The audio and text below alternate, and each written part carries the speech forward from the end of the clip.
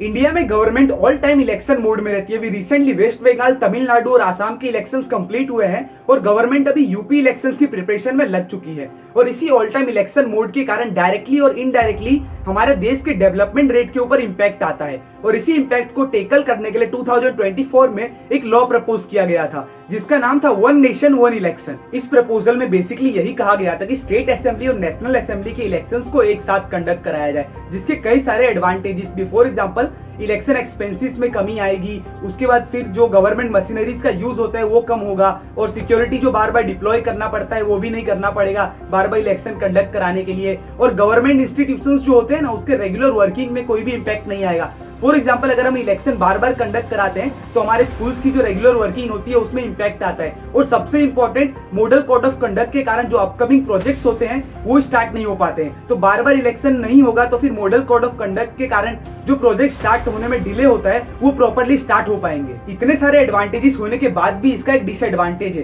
कि ये local issues को ओवरशैडो कर देगा। स्टेट और नेशनल असेंबली की इलेक्शंस एक साथ कंडक्ट होने के कारण वोटर्स के माइंड डाइवर्ट हो जाएंगे, बिकॉज नेशनल इश्यूज जो होते हैं वो बहुत ज्यादा हाईलाइटेड होते हैं, जिसके कारण वो लोकल इश्यूज को कम प्रेफरेंस देंगे। और इसका direct impact regional political parties के ऊपर आएगा, क्योंकि रीजनल पॉलिटिकल पार्टी सिर्फ लोकल इश्यूज को ही रेज करती है। हालांकि ये भी इंप्लीमेंट नहीं हुआ है, और इसके बारे में आप क्या सोचते हैं कमेंट्स करके जरूर बताएं, और ऐसी अमेजिंग वीडियोस के लिए लाइक करें। Thanks for watching.